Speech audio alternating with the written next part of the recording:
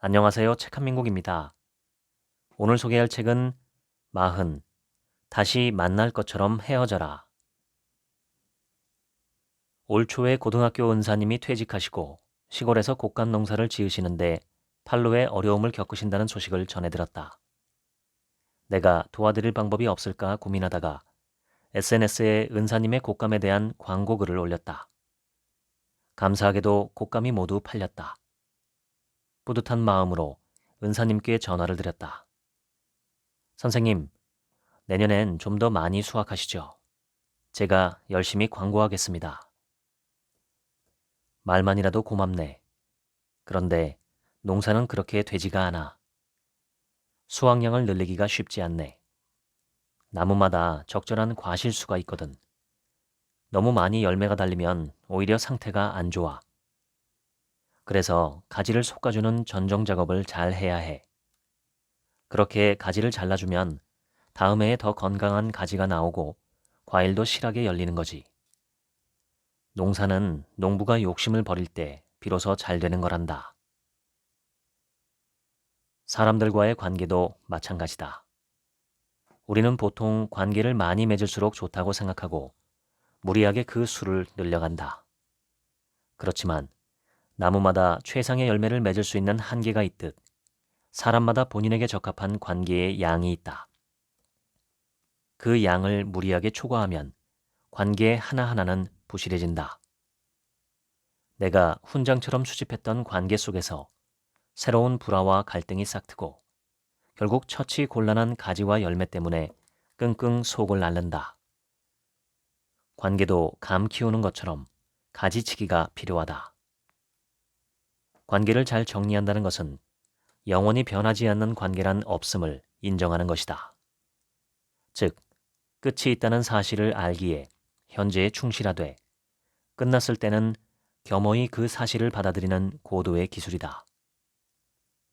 인연이 다한 관계를 아쉬워하며 억지로 잡고 있을 필요가 없다. 계절도 봄, 여름, 가을, 겨울을 지나면 다시 봄이 돌아온다. 계절을 잡을 수도 멈추게 할 수도 없다. 그저 순리를 따르면서 지금의 계절을 만끽하는 것이 인간이 할 수 있는 전부다. 사람 사이의 관계도 그렇게 하면 된다. 인간관계를 어떻게 다룰 것인가가 인생의 행복과 만족도를 좌우한다. 특히 나는 사람 간의 분쟁을 다루는 직업을 가진 덕에 인간의 민낯을 접할 수 있는 기회가 많았는데 모든 분쟁은 관계 때문에 발생하고 관계 속에서 해결된다는 것을 깨달았다. 돈이나 능력이 아니라 사람 한 명으로 인해 일이 스르르 풀리기도 하고 꼬이기도 한다.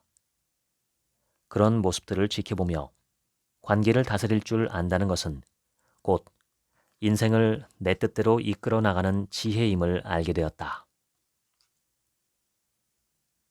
사람은 원래 자기 자신만 생각한다. 내가 감히 인간관계에서 가장 중요한 원칙을 하나 꼽는다면 바로 다음의 명제를 정확히 이해하는 것이라고 생각한다. 인간은 자기중심적이다. 사람들은 타인의 입장을 먼저 생각하는 일에 많이 인색하다. 사소한 일이라도 중요하게 생각해주는 사람이 지극히 드물기 때문에 그런 태도를 보여주면 상대는 큰 감동을 받게 된다. 이는 만고불변의 진리다. 자기계발의 대가인 데일 카네기가 쓴 데일 카네기 인간관계론은 1936년에 출간되어 현재까지도 세계적인 베스트셀러다. 카네기는 흉악범들도 자신이 옳다고 생각하는데 하물며 평범한 사람들은 어떻겠는가라는 질문을 던지고 다음과 같은 결론을 얻게 된다. 나는 사람들은 아무리 잘못을 저질러도 자신을 비판하지 않는다는 것을 깨달았다. 비난은 무익할 뿐이다. 비난은 사람을 방어적으로 만들고 정당화하려고 애쓰게 한다. 비난은 위험스러울 따름이다. 비난받는 사람은 소중한 자존심에 상처를 입어 결국 적개심을 갖게 된다. 카네기는 인간이란 매우 비이성적인 존재이다. 인간은 자신에게 그저 열중해 있는 정도가 아니라 대단히 열중하고 있다. 진정으로 타인에게 관심 있는 사람은 아무도 없다라고 이야기한다. 그래서 타인의 존경에 굶주리고 자신의 가치를 남들이 알아주기를 몹시 원한 나머지 자신에게 관심을 주고 자신의 진가를 인정해주는 단순한 말이나 행동, 사소한 아부에도 쉽게 마음을 내어준다는 것이다. 한 중소기업 대표와의 미팅에서 이런 말을 들은 적이 있다. 나에게는 친절하지만 식당 종업원에게 무례한 사람은 절대 좋은 사람이 아니다. 우리 주변에는 자신보다 지위가 낮은 사람에게 권력을 휘두르는 것으로 자신의 힘을 확인하고 싶어하는 어리석은 사람들이 많다. 자기보다 지위가 낮은 사람, 나이가 어린 사람, 나를 접대해야 하는 사람에게는 함부로 대하면서 자기가 잘 보여야 하는 사람에게는 한없이 낮은 자세로 대하는 사람은 상황에 따라 얼마든지 다른 행동을 할 수 있다. 특히 이해관계로 얽힌 비즈니스에서 철저히 강자에게 약하고 약자에게 강한 성향을 가진 사람과 장기적인 관계를 가져가는 것은 불안한 일이 아닐 수 없다. 당신은 어떤가? 누구에게나 똑같이 친절하고 관대하게 행동할 수 있는가? 상대에 따라 달라지는 친절이나 관대함이라면 그것은 진실한 행동이라고 할 수 없을 것이다. 병아리 변호사 시절에는 힘이 잔뜩 들어가 있었다. 의뢰인을 만나면 해결책을 제시하는 데만 집중했다. 같이 식사하자는 의뢰인의 말은 거절했다. 식사나 술자리를 함께하며 인간적으로 친해지는 것은 일종의 마케팅이고 프로답지 않다고 생각했다. 일이 먼저고 중요하다고 생각했다. 그러다 보니 일을 잘한다는 평가는 들었지만 의뢰인과 인간적인 신뢰를 쌓아가지는 못했다. 그런데 가만히 살펴보니 의뢰인들이 아주 까다롭고 어려운 사건은 내게 맡기고 상대적으로 쉽고 무난한 사건, 즉 변호사로서 내심 반가운 사건은 친한 변호사들에게 맡긴다는 것을 알게 되었다. 그들은 의뢰인과 사적인 만남을 가지기도 하면서 인간적으로 친해지기 위한 노력을 놓치지 않는 변호사들이었다. 이후로는 상대와 사적인 대화를 나누거나 친분을 쌓는 일에도 신경을 쓰기 시작했다. 일을 잘 해야 하는 것은 맞지만 그게 전부는 아니라는 것을 그때는 잘 몰랐다. 지금이야 나이도 들고 경험도 많아졌으니 결국 일도 사람이 하는 일이기에 사람과의 관계를 아예 빼놓고 생각할 수 없음을 잘 안다. 돈을 저축하는 것 못지않게 중요한 일이 바로 인심저축이다. 인심저축이란 다른 이의 처지를 헤아려서 도와주고 마음을 얻는 일이다. 저축해놓은 인심은 위기가 발생했을 때 위력을 발휘한다. 업무상 정말 다양한 사람을 만난다. 큰 성공을 이룬 사람 중에는 내가 이렇게까지 올라오는데 당신들이 뭐 보태준 거 있어? 라며 어깨에 힘을 주는 사람이 있다. 겸손할 만도 한데 꼭 티를 낸다. 이러한 오만한 태도는 주위 사람들을 불쾌하게 만들 뿐만 아니라 그래, 너 얼마나 잘 되나 두고 보자 라는 억하심정까지 불러일으킨다. 하지만 우리가 명심해야 할 것은 영원히 잘 나가는 사람은 없다는 점이다. 추락한다는 건 올라가 있기 때문이다. 높이 올라가 있을수록 추락의 여파는 크다. 평소 인심저축을 해놓지 않아 인심괴자가 마이너스 상태라면 주위 사람들이 그의 불행을 통쾌하게 여긴다. 하지만 인심괴자 잔고가 충분하다면 도움을 주기 위해 사방에서 달려온다. 석가모니는 무제칠시, 즉 돈이 없어도 남에게 베풀 수 있는 7가지 방법을 설명했다. 1. 화한시. 얼굴에 밝은 미소를 띠고 부드럽고 정답게 대하는 것. 2. 언사시. 공손하고 아름다운 말로 대하는 것. 3. 심시. 착하고 어진 마음으로 사람을 대하는 것. 4. 안시. 호의를 담아 부드럽고 편안한 눈빛으로 대하는 것. 5. 신시. 몸으로 베푸는 것으로 예의 바르고 친절하게 남의 일을 도와주는 것을 말한다. 6. 상좌시. 다른 사람에게 자리를 내주어 양보하는 것. 7. 방사시. 다른 사람에게 편안하게 쉴 수 있는 공간을 제공해 주는 것. 좀 더 깊은 의미로는 굳이 묻지 않고 상대의 속을 헤아려서 도와주는 것을 포함한다. 이 7가지 방법은 돈이 없어도 좀 더 섬세하게 성의를 다하면 충분히 할 수 있는 일이다. 돈은 핑계일 뿐이다. 사람들이 상대를 설득할 때 가장 많이 하는 실수는 바로 논리로 이겨야 한다라고 생각하는 것이다. 치열한 논쟁을 통해 상대를 굴복시킨다면 순간적으로는 쾌감을 느낄 수 있다. 그러나 사람의 마음까지 굴복시킬 수는 없다. 오히려 논리에 밀린 사람은 패배에 대한 분노와 억하심정까지 들 수 있다. 데일 카네기는 자신의 책에서 일관되게 절대 논쟁하지 말라라고 가르친다. 사람들은 이미 자신만의 답을 갖고 있으며 스스로 찾은 답이라야 본인이 진심으로 따르고 수긍할 수 있다고 했다. 그래서 상대방의 말에 동조하면서 그가 자신의 답을 찾을 수 있도록 도와주는 것이 최선이라고 말한다. 문제는 의뢰인이 생각하는 답안이 내 생각과 다를 경우다. 이때는 조심스럽게 접근해야 한다. 무조건 내가 생각하는 답안부터 말하지 않고 의뢰인이 생각하는 방향으로 일을 진행하면 발생할 수 있는 상황을 하나씩 점검한다. 당신 생각이 틀렸습니다로 접근하는 것이 아니라 그 방법으로 진행했다가 혹시 이런 문제가 발생한다면 어떻게 대응하실 건가요? 라고 물어보는 것이다. 톤과 표정을 부드럽게 해야 한다. 자칫하면 논쟁으로 비화될 수 있으니 말이다. 질문과 답변을 주고받다 보면 의뢰인은 자신이 미처 생각하지 못한 부분이 있음을 느끼게 된다. 의뢰인이 자신의 생각에 미흡함이 있다는 것을 확인했을 때 내 생각을 얹어서 온건하게 방향을 제시하면 의뢰인도 수긍하며 따라온다. 마지막으로 가장 중요한 일은 변호사인 내가 결정을 내리는 것이 아니라 의뢰인 본인이 여러 상황을 감안하여 내가 제시한 안을 선택하는 모습을 취하게 하는 것이다. 즉, 네, 그럼 이 방법으로 가시죠 라는 의뢰인의 말을 반드시 들으려고 한다. 이렇게 하면 결정은 의뢰인이 내린 것이 되기 때문이다.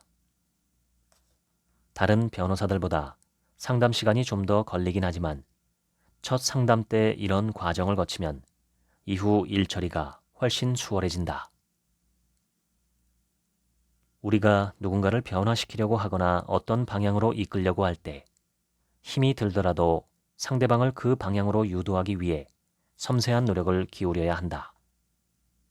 특히 직위나 논리로 상대방을 끌고 갈 수 있다 하더라도 그렇게 하면 반드시 부작용이 남는다.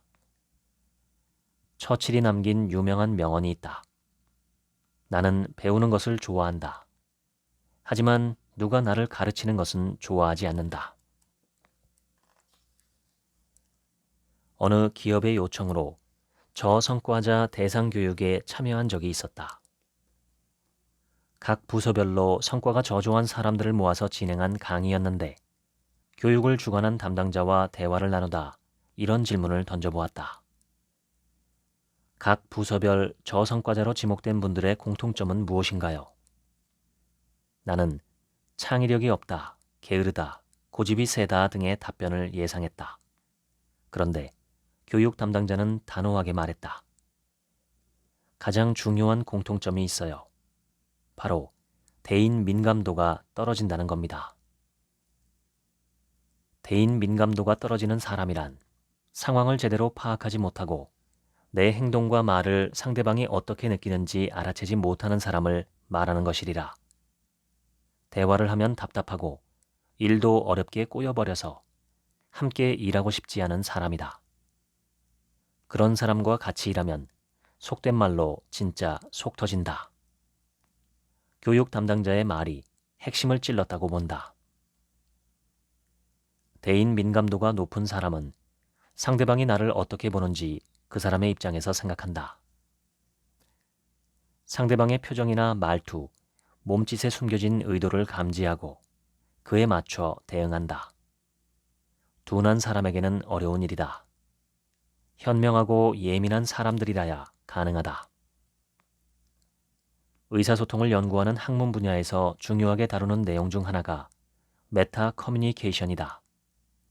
메타 커뮤니케이션은 의사소통 과정에서 전달되는 메시지 안에 함축된 메시지를 뜻한다. 우리는 언어뿐만 아니라 말투, 표정, 몸짓으로도 많은 메시지를 전달하고 이것을 모두 종합해 진정한 의미를 읽어낸다. 즉, 무언가를 말했을 때 그 말의 사전적 의미 이면에 숨어있는 메시지를 읽고 상대의 진정한 의도를 추측한다는 것이다. 어떤 말의 액면 그대로가 아닌 그 이면에 숨겨진 의미를 파악하는 것을 말한다.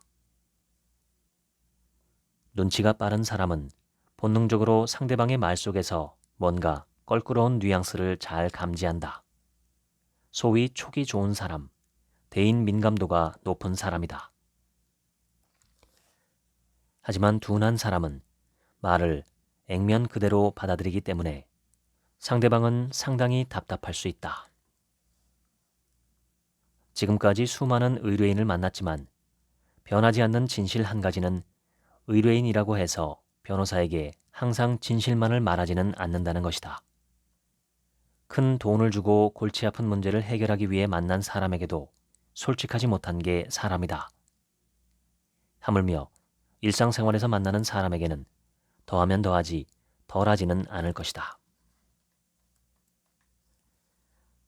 사람과의 관계에서 가장 긴장해야 할 중요한 타이밍은 바로 경조사가 있을 때다. 집안 친척이든 친구든 누군가 청첩장을 보내서 부조를 얼마 정도 해야 할지 정할 때 우리는 항상 과거 장부를 들춰본다. 보통 경조사를 치를 때 부조금 방명록을 기재한다. 온 사람의 이름과 부조금 액수가 빼곡하게 적혀 있다. 이 방명록은 대단히 중요한 장부다. 사람들은 부조금 장부를 정리하다가 이름과 부조금 액수를 매치해보면서 온갖 회한에 휩싸인다. 부조금의 많고 적음으로 어찌 사람의 마음을 다 표현할 수 있겠는가? 하지만 막상 당해보면 그렇지 않다. 나를 둘러싼 사람들의 마음이 금액으로 일목요연하게 정리가 되기 때문에 비교를 안 하려야 안 할 수가 없는 게 사람의 마음이다. 박 대리는 모 기업의 법무 담당 직원이었다. 그런데 기업이 어려워지면서 정리해고를 당했다. 갑자기 실직자가 되었다며 내게 연락을 해서 취직 자리를 소개해 줄 수 있는지를 물었다. 참 성실한 친구였던지라 흔쾌히 알아보겠노라고 하고 여기저기 수소문해봤지만 쉽게 자리가 나지 않았다. 2주일쯤 지났을 때 박 대리에게 연락이 왔다. 굴지의 IT 기업인 N사 법무팀에 취업하게 되었다는 소식이었다. 예전보다 훨씬 좋은 회사였다. 어떻게 취업에 성공했느냐고 물어봤더니 업무로 알고 지내던 최 변호사가 소개를 했다는 것이었다. 2년 전에 최 변호사님이 부친상을 당했을 때 이틀 휴가를 내고 진주까지 내려가서 빈소에 있다가 장지에 간 적이 있었거든요. 원래 저희 집에서는 그렇게 합니다. 친한 사람이 상을 당하면 장지까지 꼭 다녀오는 걸로. 그런데 최 변호사님은 그게 그렇게 고마웠던 모양이에요. 만날 때마다 고맙다고 말씀을 하셨거든요. 박 대리가 실직했다는 말을 들은 최 변호사는 자신의 모든 인맥을 총동원해서 박 대리의 구직 활동을 도왔단다. 마침 N사 법무팀장님이 최 변호사님과 막역한 친구였는데 최 변호사님이 집요하게 부탁을 하셨더라고요. 출근한 첫날 법무팀장님이 최 변호사가 그런 사람이 아닌데 아주 까칠한데 그렇게 박 대리 칭찬을 하니 같이 일해보고 싶은 마음이 들었어요. 잘해봅시다 라고 하셔서 알게 됐습니다. 박 대리는 대수롭지 않게 말했지만 장지까지 따라가는 것은 쉽지 않은 일이다. 상을 당한 사람에게는 참으로 고맙고 감동적인 일이었기에 그 일을 마음에 담고 있다가 이번에 이렇게 갚은 것이다. 누구나 경조사를 겪는다지만 내 일이 되면 인생을 다시 한번 반추하고 주위를 둘러보게 된다. 그 중요한 타이밍에 좀 더 마음을 쓰면 더 좋은 인상을 남길 수밖에 없다. 반대로 이때 제대로 마음을 표시하지 못하면 오랜 시간이 흘러도 그 서운함이 지워지지 않는다. 부모님들이 20, 30년 전 과거를 회상하면서 그때 누구는 부조를 얼마 해서 섭섭했다는 식의 말씀을 하시는 것을 한 번쯤은 들어봤으리라.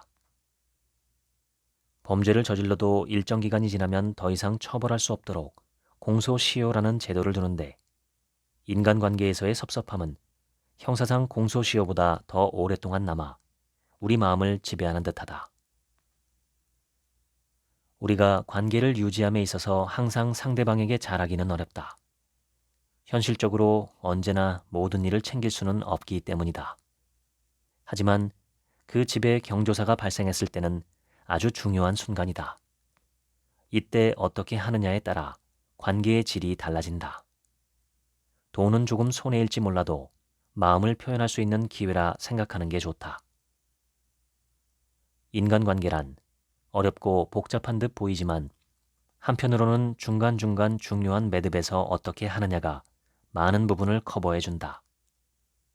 속물적인 이야기일 수 있지만 여기에 일말의 진실이 담겨져 있음을 헤아려 주실 것으로 믿고 드리는 말이다. 충고는 안 하느니만 못하다. 충고는 먼저 하기보다는 상대방이 충고를 청할 때 하는 것이 맞다. 상대방이 막다른 지점에서 고민하고 있는 것처럼 보여도 스스로 해결책을 찾기 위해서 고심하고 있다면 그대로 지켜보는 것이 낫다. 만약 상대가 충고를 해달라고 요청했다면 어떻게 해야 할까? 겉으로는 충고를 해달라고 했지만 사실은 본인의 생각이 맞는지 확인하고 지지를 받고 싶어 하는 경우가 많다. 친구가 애인과 싸웠는데 어떻게 하면 좋을까? 라고 질문을 한다고 치자. 이런 질문을 하는 대부분의 사람은 애인과 헤어질지 화해할지에 대한 본인 나름의 답을 가지고 있다. 그런데 눈치 없게 진짜 내 생각을 이야기해버리면 분위기가 애매해진다. 따라서 이런 질문을 받았을 때는 상대의 생각이 어떤지 조심스레 대화를 나눠보고 상대의 생각에 동조해주거나 지혜를 보태주는 식으로 대화하는 게 낫다. 답을 정해놓고 왜 나한테 물어보냐라고 생각할 수도 있지만 그래도 당신에게 의견을 물어본 게 어디인가. 나도 과거에는 충고나 조언 때문에 마음 상하는 일이 많았다. 잘난 체하는 마음이 있었던 것도 그를 낮추어 본 것도 아니었다. 분명 내 마음은 진심이었는데 그걸 몰라주니 나 역시 속상하고 반감마저 들었다. 하지만 자꾸 충고를 하려는 자세는 내가 상대방을 고칠 수 있다는 마음, 내가 옳다는 마음에서 비롯된 것이었음을 뒤늦게 알게 되었다. 이제는 상대의 이야기를 되도록 있는 그대로 들어주고 상대가 진지하게 내 의견을 물어볼 때만 입을 뗀다. 충고를 받아들이는 사람은 충고를 건네는 사람보다 훌륭하다. 우는 소리만 하는 사람은 부담스러운 법이다. 가끔 만나는 후배 P는 언제나 울상이다. 만날 때마다 다양한 레퍼토리로 힘들어한다. 주위 사람들에게 시시콜콜 자기 사정을 설명하고 조언을 구한다. 조언을 해준다고 그리 귀담아 듣는 눈치도 아니다. P의 더 큰 문제점은 본인 이야기만 계속한다는 점이다. 다른 사람이 화제를 바꾸면 잠시 대꾸를 하다가 자기 이야기로 돌아간다. 고민은 자기만 있는 것도 아닐 텐데 항상 대화의 소재가 본인에 관한 것이고 남들에게도 그 소재로만 대화할 것을 은근히 강요한다. 다들 각자의 고민만으로도 머리가 무거워서 굳이 남의 고민에 대해 오래 이야기하고 싶지 않은데도 말이다. 이런 P를 보면 생각나는 이가 있다. 바로 후배 K다. K는 집안일로 내게 사건을 맡기기도 해서 그 사정을 좀 아는데 얽혀있는 문제가 하도 많고 복잡해서 꽤나 머리가 아픈 상황일 것이다. 하지만 그는 항상 웃는 낯이다. 힘들지 않냐고 물어보면 뭐 저만 힘든가요? 다들 그러고 사는 거 아닌가요? 라고 답한다. K는 언제나 자기 이야기보다 내 근황을 먼저 물어보고 관심을 보이며 대화를 이끌어 나간다. P와 비교를 안 할 수가 없다. P를 만나면 기분이 가라앉고 머리도 아프지만 K를 만나면 그래, 나도 힘을 내야지 라며 스스로를 다독이게 된다. 그러다 보니 씩씩한 K에게 연락이 오면 반가운 마음으로 만나지만 P에게 연락이 오면 어느 순간부터 조금씩 피하게 되었다. 내 문제로도 충분히 머리가 아픈데 P의 이야기를 들어주기가 부담스러웠기 때문이었다. 남에게 내 고민을 이야기하는 것은 필요하다. 문제는 그것이 습관처럼 반복될 경우다. 만날 때마다 매번 자기 힘든 이야기만 늘어놓으면 그게 상대방에게 어떤 도움이나 조언을 바라는 상황이 아니더라도 상대는 부담과 피로를 느낄 수밖에 없다. 징징대는 것은 사람을 피곤하게 만든다. 타인이 나를 위해 본질적으로 도와줄 수 있는 부분은 그리 많지 않다. 알면서도 계속 징징댄다면 결과적으로는 부담스러운 인상만 남기고 관계가 멀어지게 된다.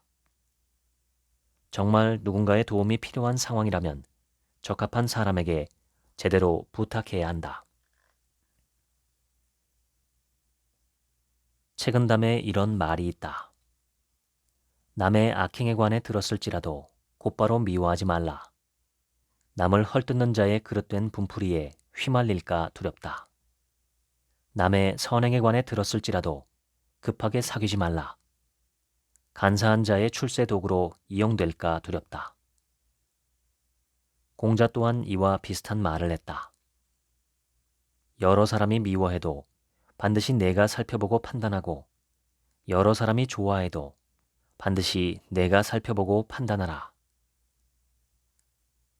누군가의 말만 듣고 섣불리 속단하지 말라는 경고다. 같은 맥락에서 나에 대한 평판에도 다소 둔감해질 필요가 있다. 나 또한 예전에는 우연히 나에 대한 부정적인 평판을 전해 들으면 삼자 대면이라도 하자라면서 화를 내곤 했다. 그런데 요즘은 그런 말을 전해 들어도 그 사람은 그렇게 생각할 수 있지 또는 그렇게 생각할 만한 이유가 있었겠지라는 식으로 대범하게 넘기게 된다. 남의 평가에 대해서 안달복달하는 마음이 많이 사라졌다고나 할까. 젊은 시절에는 모든 이와 잘 지내야 하고 좋은 평가를 받아야 한다는 강박관념 비슷한 게 있었다. 하지만 나이가 들고 여러 경험을 하다 보니 많은 사람에게 전부 호평을 받고 인기를 얻는다는 것이 얼마나 많은 에너지를 소모하는 일인지 알게 되었다. 또한 궁극적으로는 가능하지도 않을 뿐더러 그렇게 된다 하더라도 꽤나 허무한 결과에 이르게 된다는 것도 알게 되었다. 사람의 지문은 모두 다르다. 80억 인구의 지문이 모두 다르기에 지문만 파악하면 지문의 주인이 누구인지 확인이 가능하다. 지문도 이렇게 사람마다 다를진데 사람의 상황이나 속사정, 생각이 같을 리가 있겠나. 천차만별이다. 하지만 우리는 어떤 일이 발생했을 때 보나마나 뻔해 저 사람 생각은 이런 거야 라며 넘겨짚는다. 마치 모든 것을 다 안다는 듯. 좋고 싫음이 분명하고 이런 면을 거침없이 표현하는 사람은 그 이면에 내 판단이 옳다라는 강한 믿음이 있다. 그래서 어떤 쟁점에 대해 자신만의 평가를 내리고 단호하게 말하고 행동한다. 하지만 살아보니 그런 태도가 꼭 정답은 아니라는 것을 느꼈다고나 할까. 나이가 들고 경험이 쌓일수록 내 판단이 과연 옳단 말인가? 그렇게 확신할 수 있나? 라는 질문에 답하기가 어려워졌다.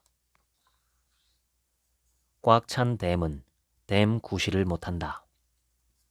어느 정도 저수량의 여유가 있어야 상류에서 물이 흘러와도 하류로 물이 넘치는 것을 막을 수 있다. 댐이 그러하듯 사람도 상대를 품을 수 있도록 어느 정도 비어 있어야 한다. 모든 스포츠는 어느 정도 숙달이 되면 몸에서 힘을 빼게 된다. 초보 때는 힘을 빼는 것이 그렇게 어려운데 오히려 힘을 빼는 것이 결과가 좋아지는 비결임을 나중에야 알게 된다. 눈이나 몸에 너무 힘이 들어가 있다면 초보 티를 내는 것이라 생각하자.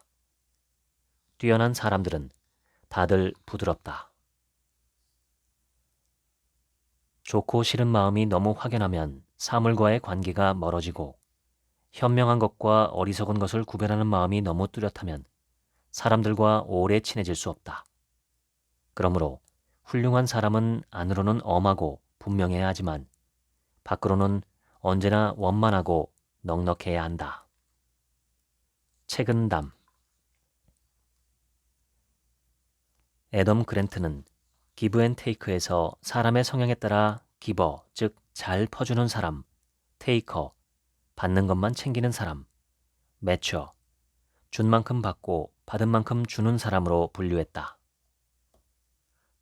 기버는 오지랖이 넓은 사람이다. 이들에게는 남을 도와주고 배려하는 마음이 기본으로 장착되어 있다. 매처는 주고받는 것의 균형을 유지하려고 노력한다. 테이커는 받는 것에 익숙하고 그걸 당연히 여기는 사람이다. 기버와 관계를 가져갈 때는 손해를 볼 일은 그리 많지 않을 것이다. 왜냐하면 자신이 받은 것 이상으로 줄 준비가 되어 있는 사람이니 말이다. 매처와 관계를 가져갈 때도 기버와 마찬가지로 내가 일방적인 손해를 보거나 호구가 되었다는 불쾌한 느낌을 받을 가능성은 적다. 내 시간과 노력을 쓸 경우 최소한 동등한 정도의 반응은 있기 때문이다. 문제는 테이커들과의 관계다. 이들은 기본적으로 받는 것에만 익숙하기 때문에 내 시간과 노력이 제대로 보상받지 못한다. 상대가 기버나 매처의 속성을 갖고 있다면 경계심을 가질 필요는 없다. 하지만 상대가 테이커라면 경고등을 켜야 한다. 상대를 알고 거기에 따라 방어막을 적절히 운용하는 것은 현명한 일이다. 사람의 본성을 바꾸려고 노력할 시간에 차라리 그 사람과는 이별하고 다른 사람을 만나는 것이 훨씬 합리적인 선택이다. 나를 보호하기 위해서라도 아니다 싶은 사람과는 엮이지 말아야 하고 엮였다면 자연스럽게 관계를 정리해야 한다. 이것이야말로 현명한 처세라 할 것이다. 책은담에 나오는 구절 중에 내가 참 좋아하는 구절이 인정 반복, 새로 기구이다. 사람의 마음은 수시로 뒤집어지고 세상의 길은 좁고 험하다라는 뜻이다. 여기서 반복은 계속된다의 의미가 아니라 번복, 즉 뒤집어진다로 해석해야 한다. 사람의 마음은 결코 한결같지 않아 언제든 뒤집어질 수 있음을 경고하는 것이다. 나는 계약 전문 변호사로 알려져 있어서 계약서 작성에 대한 의뢰, 그 중에서도 동업계약서 작성 의뢰가 특히 많다. 계약서 문구를 어떻게 쓰느냐는 물론 중요하다. 하지만 동업 상대방이 어떤 사람인지를 미리 그리고 제대로 파악해두는 것이 계약서 작성보다 훨씬 중요하다. 아무리 계약서를 잘 써도 그 사람이 같이 일할 만한 사람이 아니라면 결국 문제가 발생하기 때문이다. 같이 사업하기 힘든 사람 내지는 조심해야 할 사람의 공통된 특징이 있다. 첫째, 사소한 약속, 특히 돈 약속을 잘 어긴다. 사소한 것도 잘 지키지 못하는 사람이 큰일을 잘 지킬 수 있을까? 경험상 그럴 확률은 지극히 낮다. 작은 약속이라도 반복해서 어기면 일단 경고등을 켜야 한다. 둘째, 유명 인사와의 친분 관계를 강조한다. 이것은 자신의 부실함을 감추기 위해 외부의 힘을 빌어오는 행동으로 실체가 없는 경우가 많다. 진짜 실력 있는 사람은 행동으로 보여준다. 셋째, 자기가 했던 말을 잘 기억하지 못한다. 아주 위험한 신호다. 이런 유형의 사람들은 그때그때 상황을 모면하기 위해 말을 급조해내기 때문에 그 말을 믿고 함께 일하는 사람은 낭패를 보기 십상이다. 이런 사람과 같이 일을 하면 나의 신용도까지 같이 위험해질 수 있다. 넷째, 항상 남 탓을 한다. 남 탓만 하는 사람은 문제가 발생했을 때 그 원인이 자기 자신에게 있다 하더라도 이를 인정하지 않는다. 그러면 문제 해결이 어려워진다. 일이 제대로 풀리지 않으면 곧바로 당신을 비난할 것이다. 다섯째, 감정의 기복이 너무 크다. 감정의 기복이 큰 사람은 예측 가능성, 안정성이 떨어지므로 같이 일하는 사람이 2배로 피곤해진다. 여섯째, 매사에 걱정이 많고 부정적으로 생각한다. 사람은 believe형과 worry형으로 구분할 수 있다. believe형은 위기가 닥쳐도 노력하면 잘 헤쳐나갈 수 있을 거야 라는 긍정적인 신념이 있는 사람인 반면 worry형은 작은 문제만 발생해도 걱정만 한다. 항상 일이 안 될 경우만 예상하며 부정적인 말을 내뱉는 사람과 같이 일을 하면 나부터 힘이 빠진다. 자수성가. 물려받은 재산 없이 혼자 힘으로 집안이나 사업을 일으킨 것이니 얼마나 대단한가. 자부심을 느낄 만하다. 하지만 과도하게 어깨에 힘을 주는 사람이 있다. 이런 오만한 태도는 본인의 명성을 깎아먹고 주위 사람들을 언짢게 한다. 근본적인 질문을 하나 던져보자. 누군가의 성공을 온전히 그 사람의 것으로 개인화할 수 있을까? 정말 본인의 말대로 나 혼자의 힘으로 성공을 이루는 것이 가능하기나 할까? 오히려 그 성공에는 본인이 미처 깨닫지 못했을 뿐이지 다른 누군가의 도움 또는 희생이 개입되었던 것이 아닐까? 어울려 사는 세상에서 당연히 그랬을 가능성이 높다. 그렇게 생각하면 진정한 자수성가는 없는 셈이다. 당신이 어떤 성취를 했든 누군가가 당신을 도왔다라는 말이 있다. 내가 10년간 무사고 운전을 했으니 운전 실력이 좋다고 자랑할 것이 아니라 내가 무사고인 이유는 분명 누군가의 양보와 배려가 있었기 때문임을 자각하는 것이 필요하다. 변호사로서 다양한 인생을 간접적으로 경험하다 보면 인생이 얼마나 다이내믹한지 새삼 실감하게 된다.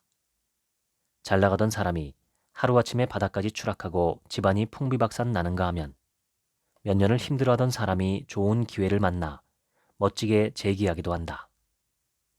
그렇다. 언제까지나 잘 나가는 사람은 없다. 잘 나가고 여유가 있을 때 베풀 줄 알아야 한다. 그러면 어딘가 걸려 넘어지더라도 주위 사람들이 앞다퉈 도와주는 법이다. 있을 때 베풀지 않으면 궁할 때 받을 것이 없다. 순자에 나오는 문장이다. 당신이 누군가에게 결과를 떠나 오래 두고 만나고 싶은 사람이 될 수 있다면 당신의 인생은 그 누구보다 풍요로울 것이다. 지금까지 40, 다시 만날 것처럼 헤어져라 읽어드렸습니다. 지금부턴 제 얘기입니다. 이 책의 주제는 인간관계입니다. 좋은 인간관계가 좋은 삶, 행복한 삶을 만든다는 것은 하버드 대학의 70년 연구 결론이기도 합니다.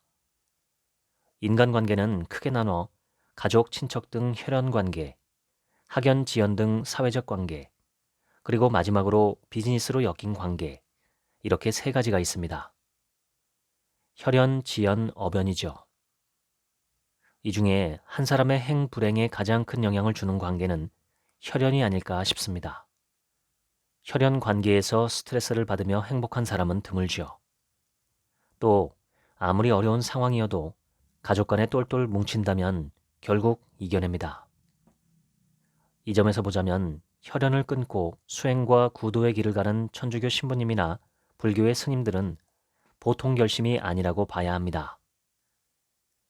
혈연이 막대한 영향력을 갖고 있지만 그보다 더 원대한 꿈을 향해 나아가는 것은 어쩌면 인간만이 할 수 있는 위대한 여정입니다. 나이를 먹어갈수록 사람의 사정은 겉보기로 알기 어렵다는 생각이 듭니다. 겉으로 부유하고 잘 나가는 사람도 나중에 알고 보면 가족 간의 불화로 속이 썩어가고 있었다든지, 반대로 겉으로는 별 볼 일 없는 사람 같았는데 화목한 가정생활로 행복하게 살고 있다든지 하는 일이 비일비재합니다. 연예인들의 가족 간 사연이 뉴스로 나오는 경우도 많죠. 어떤 부부는 30년 넘게 행복한 모습으로 비쳤는데 막상 뚜껑을 열고 보니 남편의 폭력과 비인간적인 학대로 고통 속에서 살았다는 이야기를 들을 때도 있습니다. 그럴 때 저는 그 기사에 나온 여성의 얼굴을 가만히 들여다봅니다. 마음이 짠합니다. 밝고 명랑하기만 하던 이가 실상 중증 우울증으로 자살 시도를 여러 번 했다는 이야기를 볼 때도 있는데, 그럴 때마다 역시 사람의 사정은 타인이 알지 못한다는 솔로몬의 이야기가 생각납니다. 인생에서 가장 중요한 게 인간관계라면 인간관계 중에서 가장 중요한 것은 가족관계가 아닐까 싶습니다. 가족 간에 화목하기만 해도 행복도 상위권이라고 할 수 있습니다. 속 썩이는 자식이나 부모 또는 배우자나 형제가 없는 것은 커다란 행운이자 복입니다. 감사해야 합니다. 그러지 못하는 경우가 너무 많기 때문입니다. 전에는 몰랐지만 저도 나이를 먹어가며 가족 복이 많다는 것을 깨달았습니다. 속 썩이는 가족 구성원이 없기 때문입니다. 저만 잘하면 됩니다. 저는 이것만으로도 1% 행복 부자에 속한다고 생각합니다. 그런데 설령 속 썩이는 구성원이 있다고 해도 낙심할 필요는 없습니다. 진흙 속에서 연꽃이 피어나듯 내게 괴로움이나 고통으로 다가오는 존재의 그림자 속에는 언제나 숨겨진 축복이 있습니다. 그것을 발견하느냐 못하느냐의 차이만 있죠. 인간관계를 맺으려 애써 여기저기 다니지 않아도 내가 먼저 좋은 사람, 뛰어난 사람, 훌륭한 사람이 되면 남들이 사방에서 찾아온다고 돌아가신 제 어머니가 이야기하신 적이 있습니다. 오래전에 그 이야기를 들었을 땐 내가 잘 나갈 때 찾아올 사람들이라면 나를 이익의 대상으로만 보는 사람이기에 굳이 가까워질 필요가 없는 것은 아닌가라고 생각했었습니다. 그땐 그렇게 생각이 짧았습니다. 지금 생각해보면 내가 지금보다 그저 약간만 더 나은 사람이 되어도 좋은 관계를 맺는데 훨씬 유리한 것 같습니다.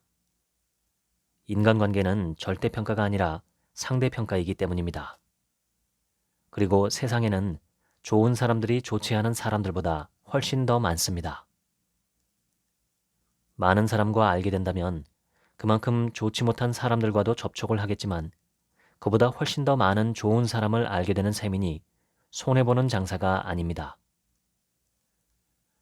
오는 사람 막지 않고 가는 사람 잡지 않는다는 말이 있습니다. 얼핏 들으면 좀 무기력하고 수동적인 느낌을 주죠. 그런데 이 말에 인간관계의 무서운 특징이 숨어 있습니다. 바로 내 뜻대로 되지 않는 게 인간관계라는 것입니다. 그때그때 시절 인연을 쫓아 자연스럽게 살아야 하는 것입니다. 이 말에는 또한 내가 내 뜻대로 인연을 좌지우지하는 건 부자연스럽고 불가능하며 불편하다는 이치가 숨어 있다고 봅니다. 그렇다고 되는 대로 내버려 둔다는 뜻은 아닙니다. 내가 인간으로서 할 도리는 하되 오고 가는 인연의 흐름을 잘 타고 살아가야 한다는 가르침이라고 생각합니다. 시대 환경이나 상황의 해류는 내 힘으로 거스르기 어렵습니다. 그러나 바다 위를 항해하는 나라는 범선 위에 해적을 태울지 말지, 어떤 손님을 태울지 말지는 내가 결정할 수 있습니다. 한 사람의 가장 친한 친구 5명의 평균이 바로 그 사람의 모습이라는 말이 있습니다. 사람을 알려면 친구를 보라는 옛 격언의 현대판 버전이죠. 유유상종은 정말 무서운 말입니다. 유유상종은 당위가 아니라 현상을 묘사한 말입니다. 인간은 정말로 자신과 비슷한 사람들끼리 모이고 사귀입니다. 그래서 내가 변하면 인간관계도 변할 수밖에 없습니다. 이런 책을 볼 때마다 아직도 저는 제 자신이 미숙한 어린아이 같다는 느낌을 받습니다. 역시 세월이 약입니다. 저는 그저 날마다 조금씩만 제가 더 나은 사람이 되기를 소망합니다. 그것이 저와 이 세상을 위해서 제가 할 수 있는 가장 거룩한 일이라고 생각합니다. 지금까지 책 한 민국의 하루치 생각이었습니다. 감사합니다.